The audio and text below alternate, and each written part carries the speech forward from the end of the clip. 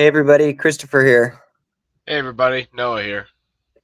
Today we've got a really interesting subject to talk about that I think is going to peel back lots and lots of layers. I think there's going to be lots of room here for people to leave us comments, therefore leading to lots of room for continued discussion, even when we're done recording this.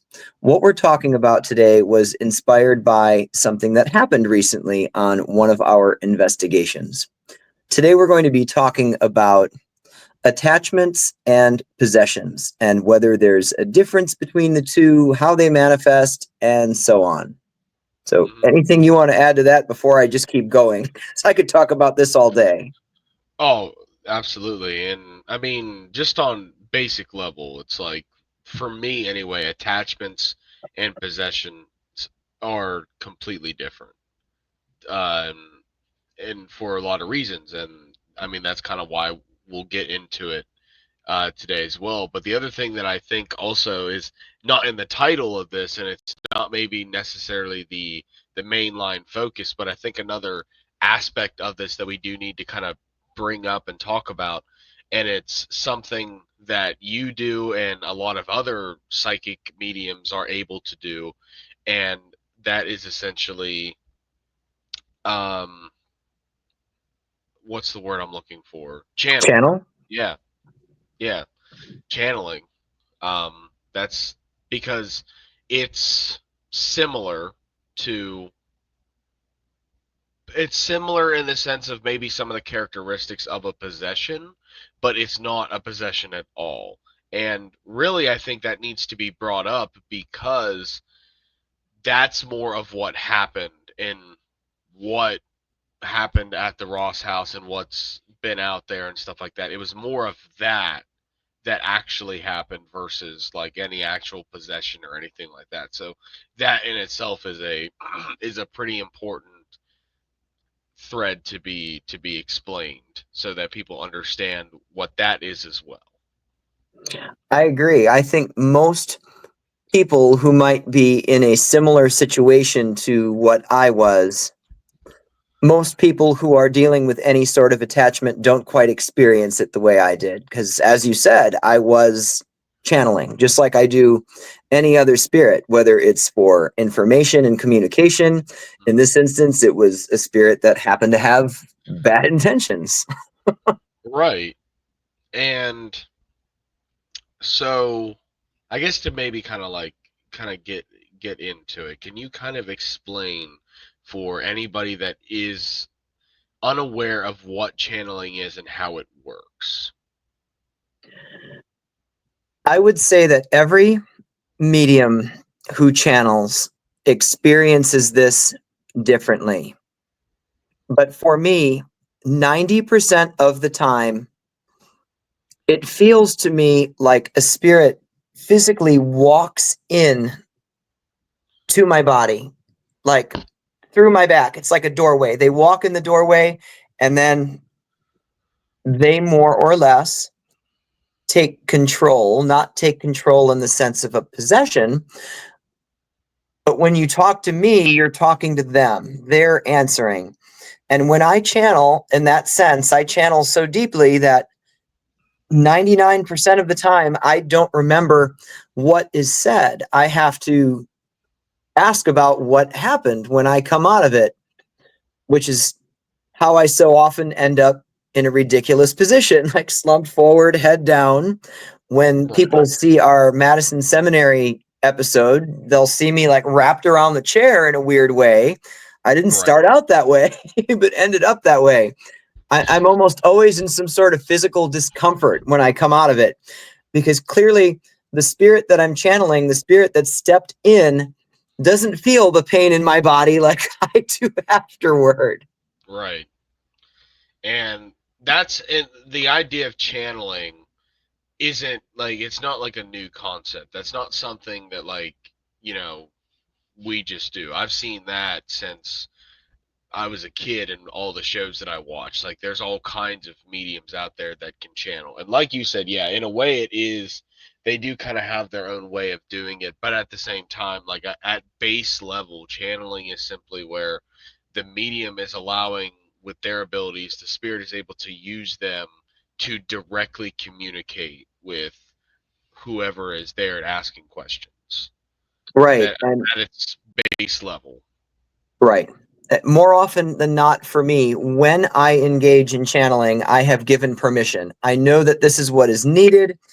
The spirit has an awareness of what's about to happen, and I've given permission.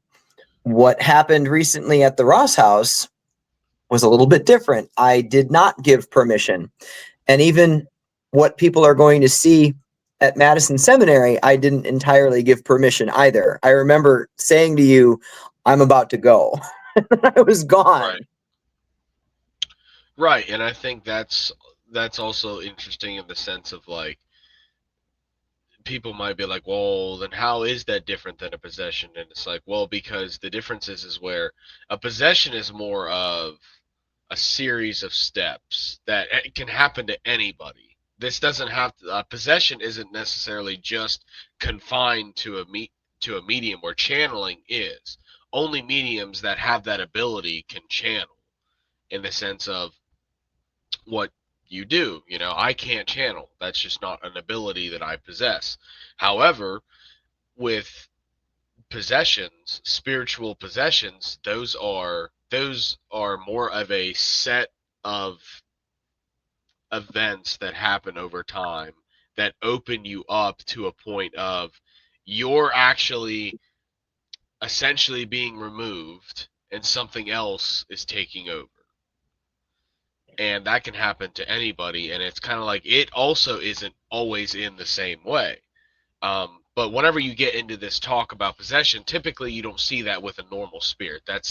It's typically something that you would call demonic or something like that. That's why they typically call them demonic possessions, because that's really about the only thing that you relate with that type of phenomenon. Right. And from everything I know, that is extremely rare. Not that long ago, I had the opportunity to sit on a 3-person panel. It was myself and 2 others, and one of the others was a Christian exorcist. Hmm. And he even said that in all of the instances or cases over the years that he was called to meet with someone who may or may not have been under the influence of a possession, maybe 2 of however many occurrences were actually a possession. The other Right, was something else entirely different. And right. I, I'm It not is going to get into what those other things were that he said in the moment because I feel like he and his work should have some privacy for the people he's worked with. But right, right. No, I agree, but it is extremely rare. Anybody that's in this field can tell you that it's not. You know, and even with the way that I believe it's kind of dramatized in the media as well, like in the movies that you see and stuff like that. Like, I don't know, like I've never seen anybody that was possessed all of a sudden start crawling on the walls like they do in the movies. I'd be extremely freaked out if I did see that myself. But um, they they do become not themselves, and essentially it's like we'll just take like an example here of like maybe the difference between a possession and channeling and stuff like that. But essentially, whenever say something demonic is trying to possess your body, it's going to start in stages, you know, and you have what they call the first stage of a possession where everything is cool. You know, you might have a little bit of stuff going on in your house and it seems really harmless, you know, like a door being open, stuff like that. And it's just kind of like little bits of paranormal here and there and stuff like that. And it's going to be, oh, that's cool. That's, you know, what's going on. Then starts the next stage, which they call infestation, where it's starting to settle in. And whatever's there, if it's trying to possess your body, it's not going to try to scare you right off the bat. It's going to actually seem very inviting. You know, they might present themselves in kind of like a child spirit or just something innocent, something so sweet and innocent that you know you're not going to be guarded. You're going to be like, oh, Like, yeah, absolutely. You can stay here, you can talk to me and stuff like that. And it's kind of like the moment that you do that, the moment that you give that permission that, like, hey, you're allowed to be here, you're allowed to share the space, that's where it starts. That's where the infestation starts. Now it's starting to get comfortable. And over time, it's going to pick at you more and more. It's going to learn more about you.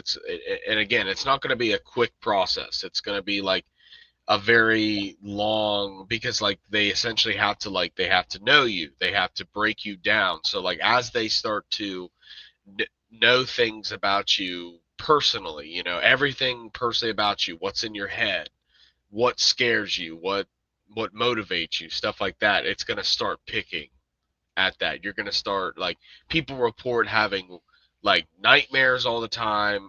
The little bits of paranormal that at first started out like really harmless and stuff like that, they start to progress. People will get all kinds of physical attacks, mental attacks, stuff like that, until the point where the thing that is essentially moved its way in has gained enough control that they essentially push you out and you're basically no longer there. Now you are whatever is there. Right. And I would say this is where people start to get this mixed up, confusing possession with either attachment or even channeling. When you make the very accurate statement that when someone's possessed, they're not themselves. Well, when I'm channeling, I'm not myself. It's Right, not me that's speaking. Some mediums, when they channel, they're known for their face to even change to some degree. right. So I Some, guess, their voice changes. So, right. in both instances, one is not necessarily themselves. So, I see why there's mix up. There's right. I can understand the confusion because it is a confusing topic. And it's also important to say that, like, just because they're not necessarily the same thing doesn't mean that one can't lead to the other one. Because, like, what I mean by that is, where an attachment can lead into a possession. Typically, whenever a possession happened previously, there was some sort of attachment there to lead to that. And we'll kind of get into what the attachment was here in a second. But also to say that, like, with channeling, if you channel something, that also opens the door for a possession, in the sense of where you're very good about eventually shutting that off, getting it out of there. It's Right. no longer allowed to be there, shutting that off. But at the same time, if somebody isn't successful in pushing that out, it could lead into a possession. And that's why, honestly, too, with what happened at the Ross house, it was so important in that moment that I felt that I needed to get you out of there, away from Right. that space, because if you would have been there longer, who knows what would have happened at that point. Right. Well, at that point, it was already becoming clear, too, that I'd been carrying around pieces of that for months. Right. Right, which was essentially an attachment that you didn't know you had. Right. Right. I thought I dealt with it when I'd gone down to the river. And so I guess to kind of explain real quick too, like, what the attachment, whenever we say that, what does that mean? And it essentially is kind of like, think of it in this way, in the sense of, like, where a spirit is essentially using you as, they are your backpack. They are your own personal little backpack, where anywhere that you go, they go, and they're connected to you in that sense. So it's the idea that, like, they're not in your body, they're not taking over your body, but they are attached to you, in the sense that anywhere that you go, they can go as well. And they do that for a multitude of reasons. And it's attachments aren't always bad. Where we kind of talk about, like, possessions as being bad, attachments aren't always a bad thing. Sometimes they might just use it, and I'm actually going to reference our good friend Adam Kimmel here, because I really like the way that he explained this one time, and he called it, I think, his taxi cab theory is, I believe, what he referenced it as.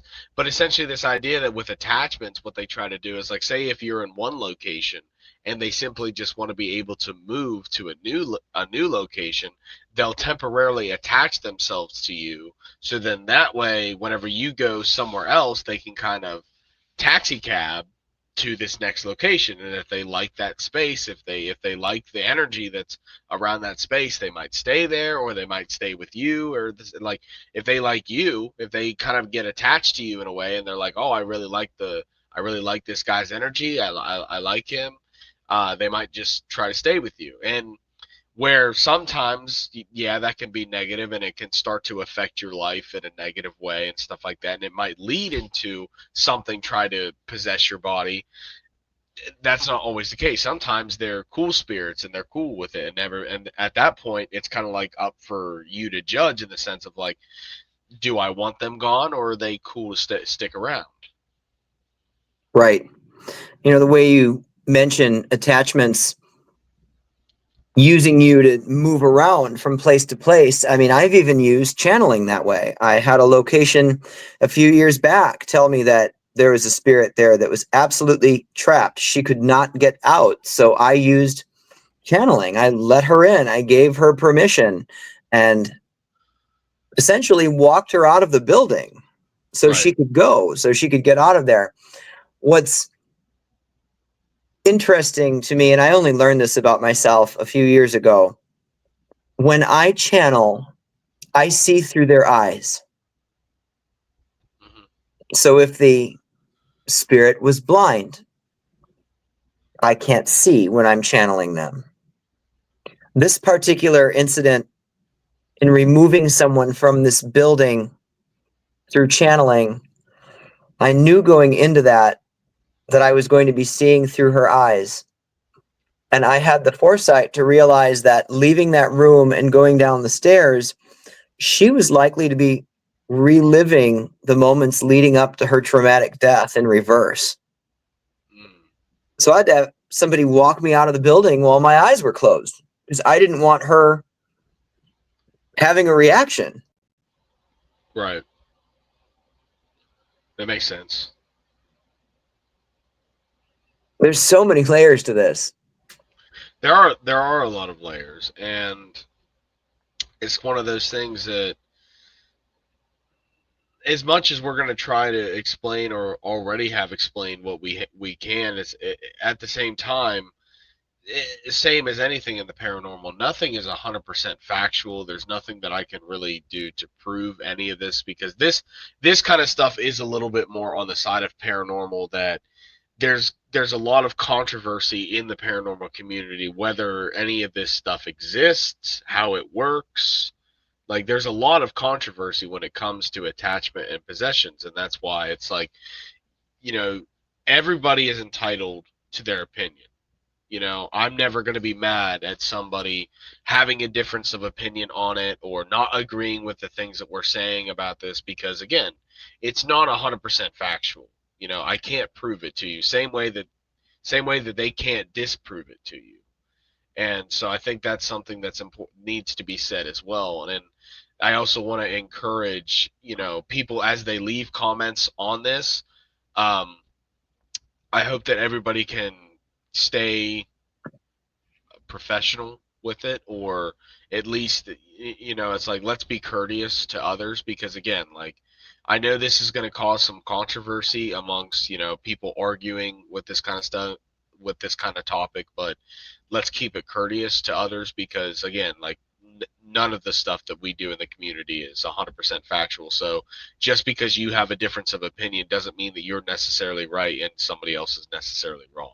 Like, we can't 100% prove it. So everybody has their theories, and I just want to say that too, because like, that's something that I notice a lot in this community, that I don't quite understand, that there is a lot of, when it comes to controversy, I see a lot of negativity in the comments people talk about, or and it's like, I don't understand that, because nothing that we do is 100% factual. Like, just Like, if you don't agree with something, that's cool. Like, everybody is entitled to their own opinion. We all have different experiences.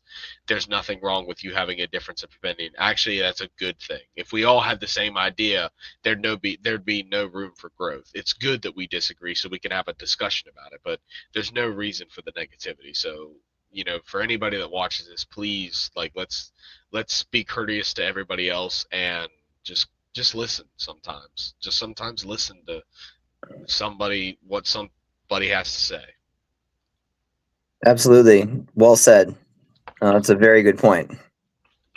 um, and that really was just brought upon just something that I won't really get into it much, but just something that I've dealt with recently, as far as like the personal the personal side of like disagreeing with um things like that. And it's again like that so that's just where I'm coming from, that point of view. It's like, yeah, we need to stop the negativity in the community of like disagreeing and stuff like that. Like, we need to keep it courteous to others. Like, I yeah, that's the best way I can say that. Absolutely. I agree. I'm really glad you took the time to say that. But yeah, let's get back into this whole thing. And I guess again, I'm careful on how it is said, because the thing about what happened at the Ross house wasn't we wasn't actually meaning for anything to be put out there about it at the time. And so this is kind of like a response in that way, but I don't want to give away too much, because um very much in the way that we do things, everything is kind of connected, in the sense of, like, for instance, just an example, because the OSR videos are getting ready to start hitting YouTube, which I'm super excited for people to see those. But where the first film series that we have out there, the Bill Manor, is 100% its own film series, right? You can watch it separately and you can enjoy it, you can understand it. You don't really need to see anything else to understand it, right? And OSR, in a way, is going to be the exact same way, where it's its own story. There's a whole theme to it. You're going to be able to understand that. However, there are themes and things that we talk about in all of these, that it's kind of like the only way to truly understand and enjoy maybe what's going on is if you watch all the stuff. So basically, if you watch Bill Manor and you understand all the little conversations that we have about things, or maybe who a particular spirit that we're referencing is and how they could tie into everything, it's kind of like you have to watch that in order for maybe to fully understand what's going on over here. And that's just how our stuff works. So therefore, because the Ross house just happened, there's like 4 or 5 investigations that happened before that one, that there were elements that happened in all of those that led up to what happened at the Ross house. So I don't really want to give away too much about what happened or why it happened, because it's going to essentially spoil some things that are getting ready to happen in some of the movies coming up. And so that's why I'm trying to be careful and cryptic about how I say what happened. But essentially, we were dealing with a very negative entity at that point, that we were informed that needed to be dealt with the way that we dealt with it. Um, but it took advantage of you and your ability to channel, and saw its opening to basically move in to try to manipulate and essentially screw with what needed to happen.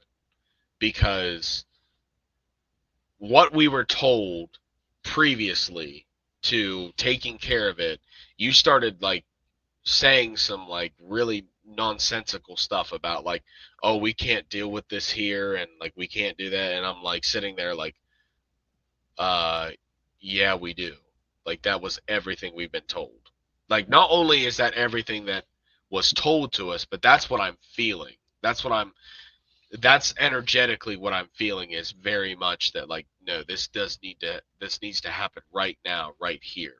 And you could physically see it in you that like you know, when I was looking at you, I didn't see you.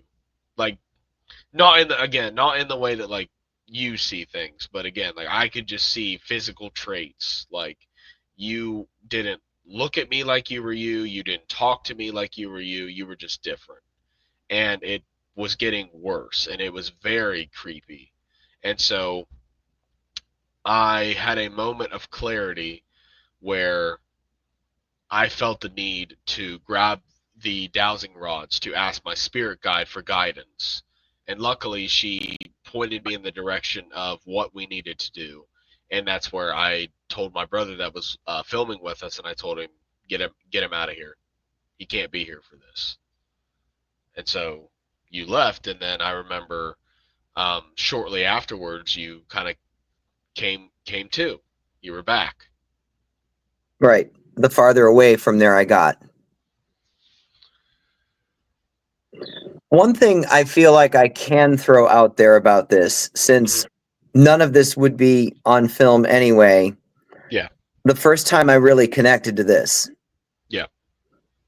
I was at a different location in very close proximity to the Ross house.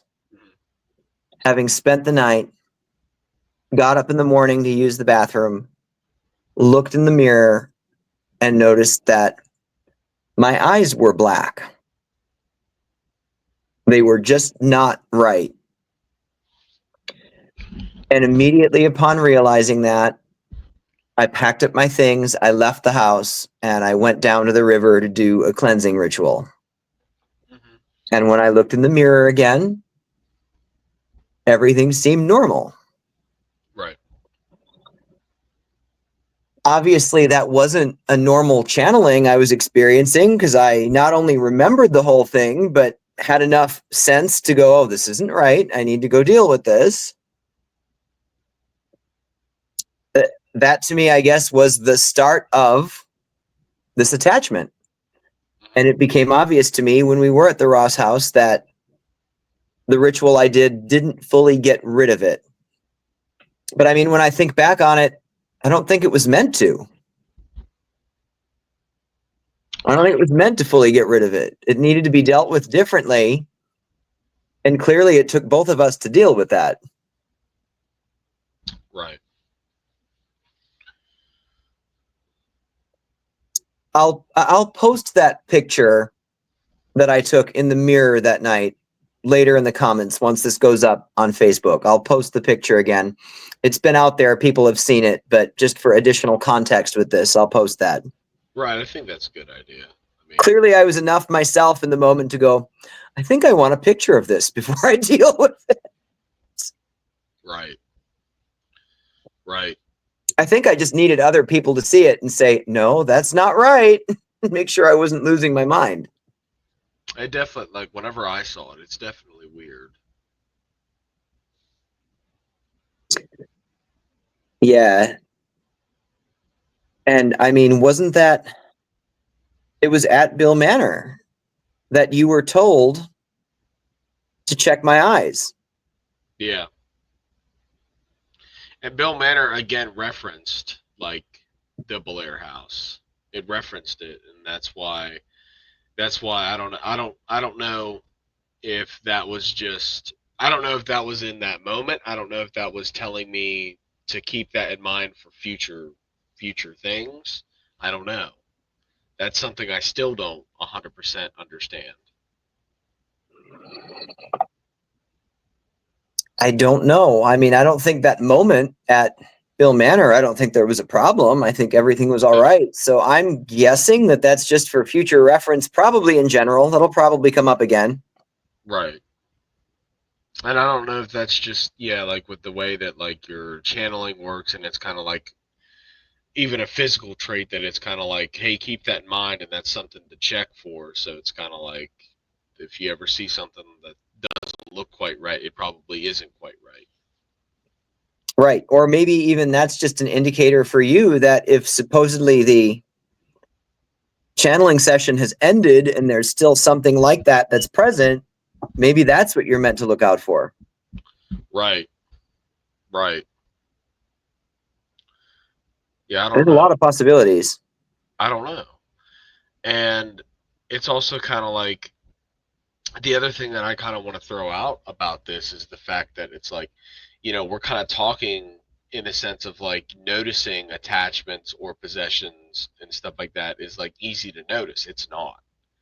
It's really not. And that's why a lot of times they end up getting out of hand before they're dealt with, because like they are hard to notice because everything happens in such a gradual way, because that's like they don't that if something's trying to possess your body, its intent is not good. It's not typically good if it's trying to possess your body, so it's not going to like throw out really obvious signs for you to easily notice, like, oh yeah, that's not me, that's not that person, like, so you can deal with it. It's going to be so minor in small increments, so that way it's almost kind of like change over time, but it's not in such a steep incline that you notice it right away. It's kind of like, oh, I've noticed they're kind of different.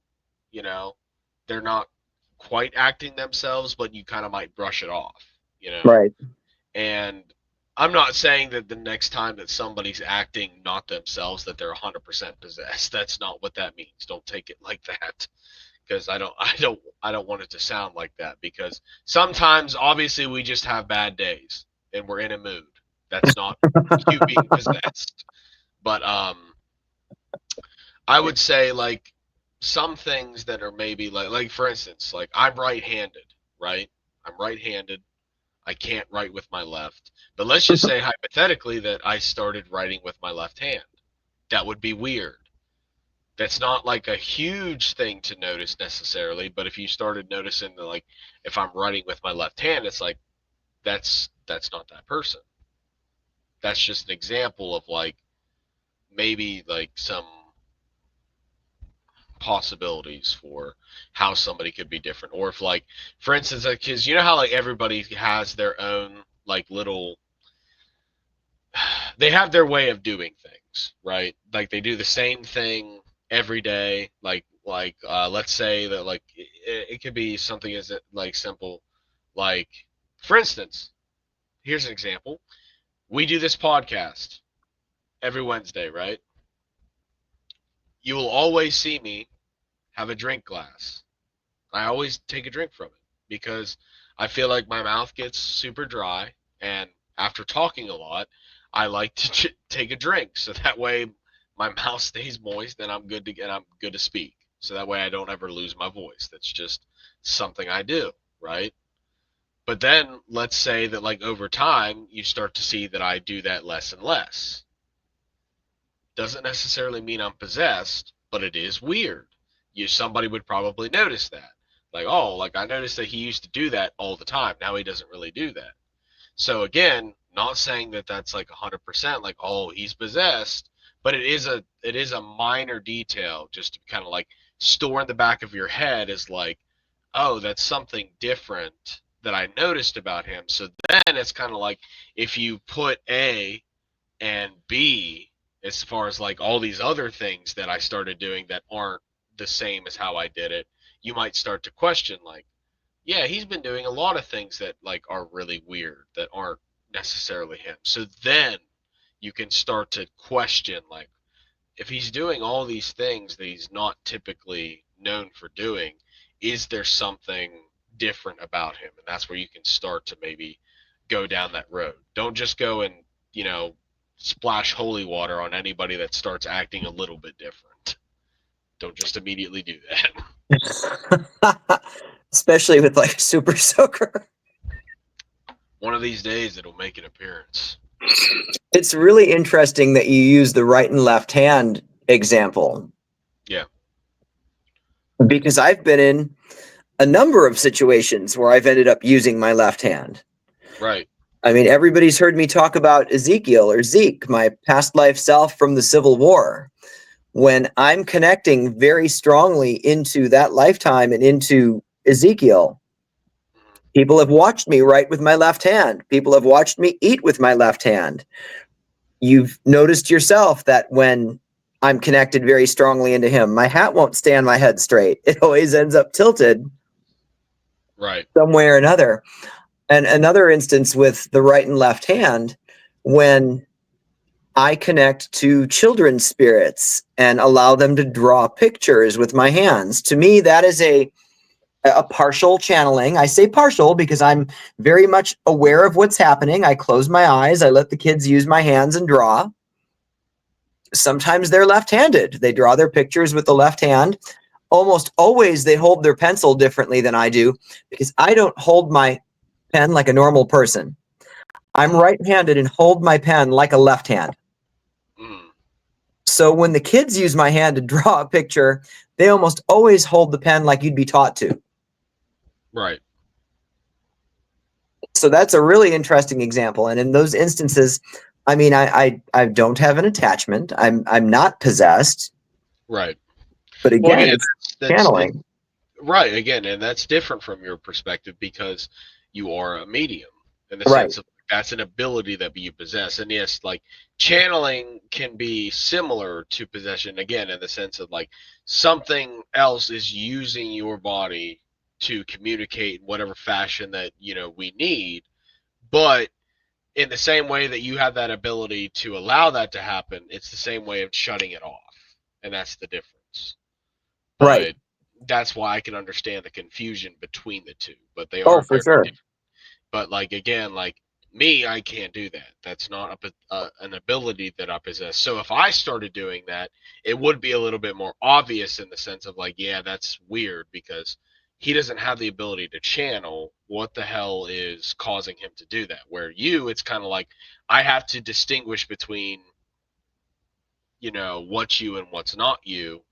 And now I understand that like the other day, like that was channeling. It wasn't possession.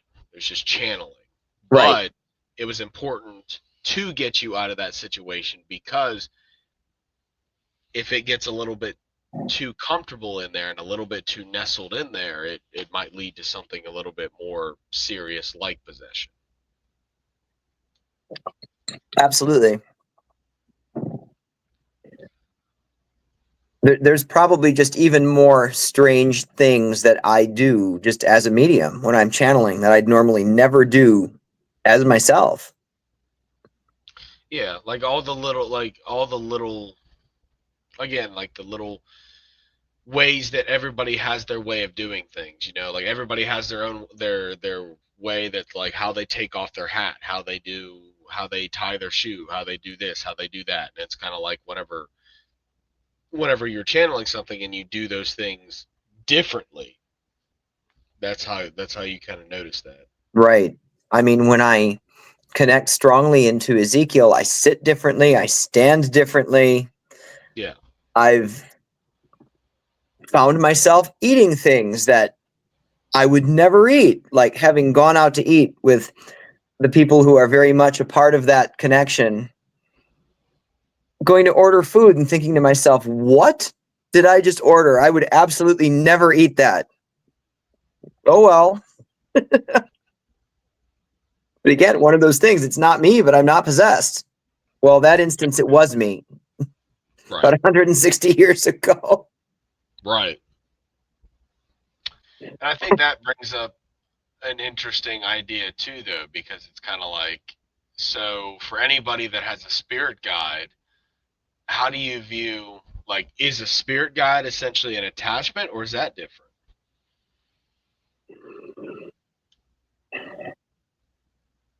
That's a really good question. I'm Because actually going to say my perspective on that is that people have the flexibility to define that how they want to. Like anybody that works with a spirit guide, if they want to consider that an attachment, great.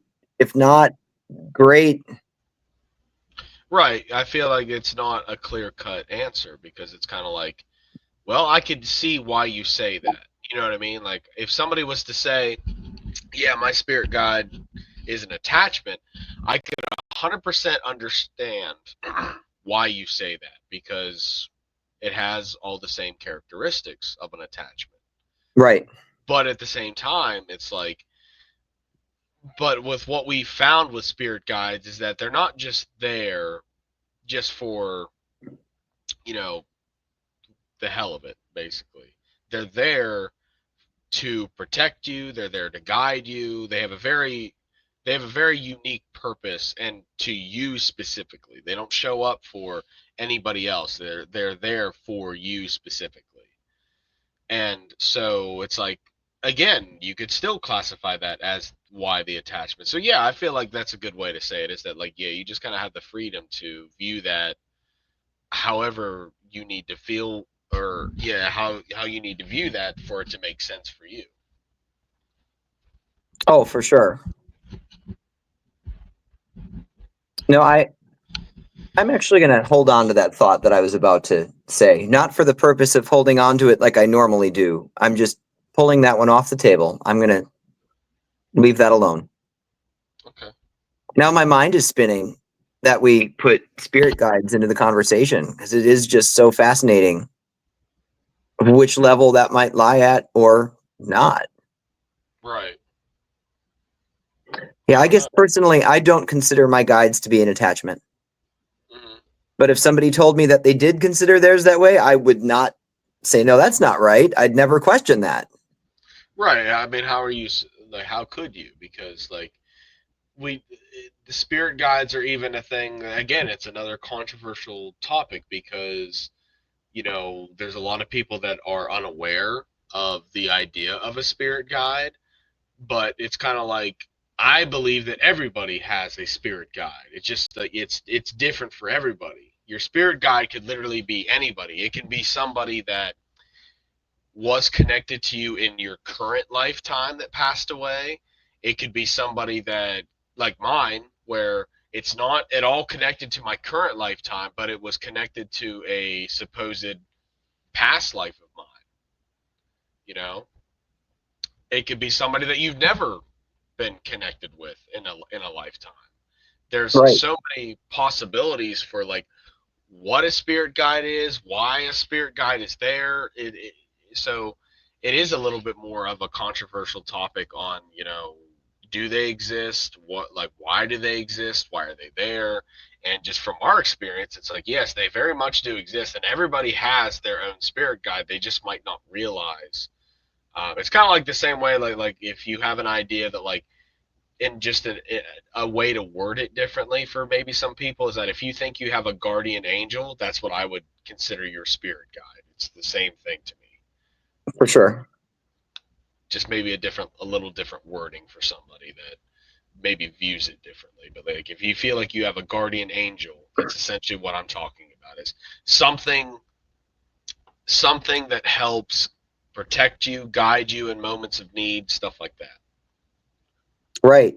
And I mean, for me, I've got multiple spirit guides that I've connected with over time. Mm-hmm. And I'm sure most people have heard me talk about Lisa. I've come to consider Lisa a spirit guide.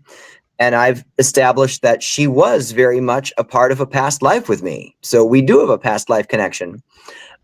But the guide that I actually speak to the most, and people might see me using the smaller black and gold Ouija board just to communicate with one particular spirit, with this one particular spirit guide. I have no reason to believe we've ever been connected before in any way, in this lifetime or another. He just Right. was there one day. Well, the circumstances leading up to that, I'll have to tell that entire story of how we connected someday. I'm not going to throw that out there today. But I have no reason to believe we've ever been connected in a past life. Just, I got really lucky and ended up with a really kick-ass spirit guide who's been immense help and guidance to me. Right. Right. So I mean, right. It, it as well is a interesting topic, and that there's multiple layers and how it works, why it works. Like, why do we have spirit guides? It's interesting, but unfortunately, I feel like we could sit here and talk about it all day, but there's no really clear cut answer into it. At this point, really, I'm more interested to maybe see if there's any questions in the community. So I can't wait to see if anybody leaves us some cool comments that we can maybe try to answer the best way that we can. Oh, for sure. There's going to be so much potential for future conversation on this, and just different ideas for future podcasts that can come just out of potential comments and conversation from this. Right. So I don't know about you, but I don't know that there's really anything else much I can really say on the topic without, maybe some inspiration from a question that I'm just not thinking of in my head, obviously, because like I feel like I've said what I want to say about it, but at the same time, like I said before, I really hope that there's some really good questions to maybe even spark some inspiration out of my head about like, oh, I didn't even think of that. Absolutely. Like, how do we let's talk about it. But I don't think there's really anything else that I can really comment on the subject really. I'll throw one more piece out there since the subject is attachments and possessions. I mean, let's throw objects and dolls out there. Oh yeah, yeah, that's a good one. And again, I didn't even think of that, but yeah, absolutely. I mean, I've got two dolls that I own that I refer to as haunted dolls. I believe they both have very strong attachments. They both Right. have a spirit attached to them. They're not possessed. Whenever I see one of my dolls get up and start running around the room or climbing the walls, then I'll believe that it's possessed. I think the wording there is important too because like yeah, that to me is 100% an attachment and not a possession. And the reason that I would actually go as far to say that me personally, I believe that an inanimate object cannot be possessed I because agree. they don't have a soul. Right. They're not intelligent beings, An intelligent being can be possessed, because essentially it's this idea that you're already living and something is just taking over your spirit, your soul, Right. whatever, you know. But an inanimate object, it doesn't have a soul, so therefore it can't be possessed. However, yeah, like a dolls are typically used a lot because they have a human-like, likeness to them. So that's why Right. typically it seems that dolls to be are used more often, but they can be attached to anything really, but they attach themselves so that way they're connected to that particular doll or whatever item that they're choosing to attach themselves to. So yeah, Right. that's a good point. I mean, to me, it's natural that a spirit would choose a doll because it does have the human likeness. And I mean, if the spirit likes that particular doll, it does just make sense. But I think absolutely any object can have an attachment. I mean, Grandpa's ashtray can have an attachment, anything. Well, and it's also like you might also talk about the difference between like what is an attachment versus like what's carrying residual energy, which the attachment is actually the actual intelligent spirit themselves, where residual energy might just be connected to there was an event that was so prominent, in whatever it was that happened, that there was so much energy created that it just left an actual imprint on that item. For sure. So there's that to remember as well. That sometimes these items don't even necessarily have an attachment. It's just that like they have so much residual energy connected to them because they were used in something or they were around something that very prominent happened, and now they just kind of have that energetic imprint left on them. Right. Yeah, absolutely. I mean, I will throw out there that I don't quite understand how this works, but one of the two dolls that I have, one of them seems to be just like a revolving door. Like it came to me with an attached spirit, and I was able to work through that spirit story just like any other spirit that I'd encounter in a location. And I worked through their story. And once that story was done, that spirit, that attachment left. It was just gone. And almost instantly, another spirit attached to that doll. And I'm Oh, still working through that story. right. So it's kind of like a revolving door. I don't fully understand it, but it is what it is. keep working through it and see what happens next. Well, and I then like, and then like Maddie the doll from Madison, she's had like there's a lot of controversy around that as well, but it's always been kind of known that Maddie the doll has more than one spirit attached to the doll. So right, there's that possibilities as well.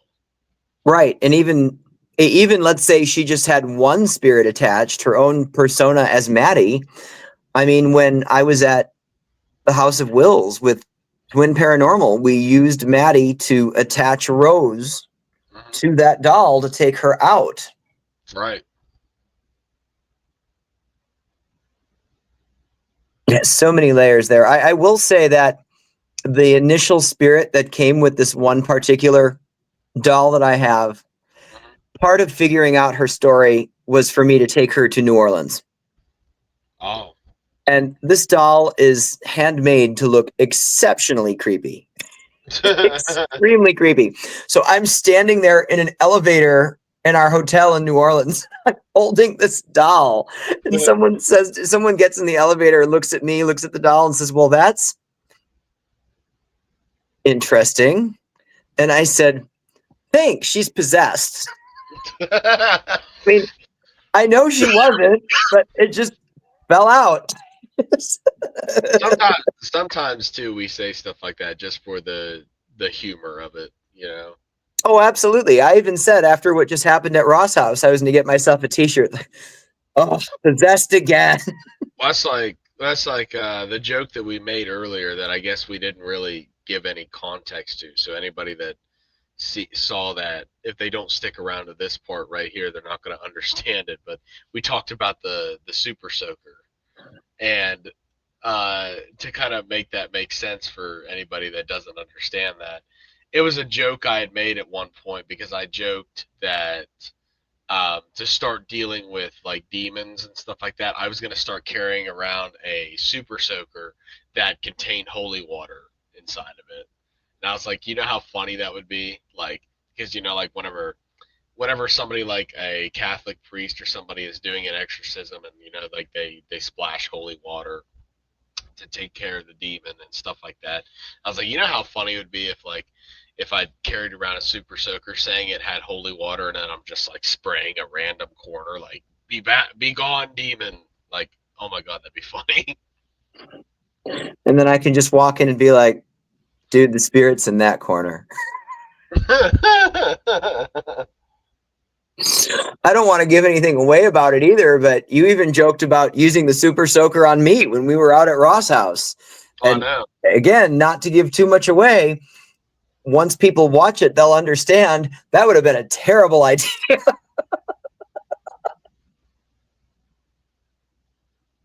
Or maybe the right idea. I don't know. Let's not find out. I'm really glad we didn't have an opportunity to find that out. One of these days we will. I'll do it at like the most inopportune time, and it'll be like out of nowhere. It'll be one day when I don't have any sort of attachment nor anything. It'll just be you, yeah. And you just randomly soak me with the super soaker. What we see afterward might resemble a possession, my reaction, but it wouldn't be. It would just be me. Don't worry, brother. I'm cleansing you. If all of a sudden you see me levitating and unleashing this stream of profanity, it's not a possession. It's just me reacting to being doused with the super soaker. Oh my god, that would be funny. Yes, it would. Yeah, I think that just about wraps everything up. I just wanted to throw it out there about the dolls and objects. I think that's pretty important because there's a lot out there. No, I'm glad you did because that was again something that like I just wasn't in the mindset of thinking about. I wasn't thinking about that side of things, but that 1,000% ties into everything, and that was a really good point. But yeah, I don't really think, at least at the moment, not anything that I can think of, and if there's nothing else that you have, there's nothing really I can add to right at this current moment. So please, anybody that has any sort of questions or comments about anything that we've said today, please leave it in the comment section of wherever you're watching this, and we're going to do our best to look at all those comments and answer all those comments. So Well, you know, please. and not just questions or comments, but even if you have stories about any of the things we've talked about, if Yeah, you're willing to take the time to share your story with us, we'd love to hear that too. yeah, absolutely, absolutely. Awesome. Well, I think that's just about it. So thank you for watching this. I hope you enjoyed this. Yep, and we will see you next time. See you again soon. All right, bye. Bye.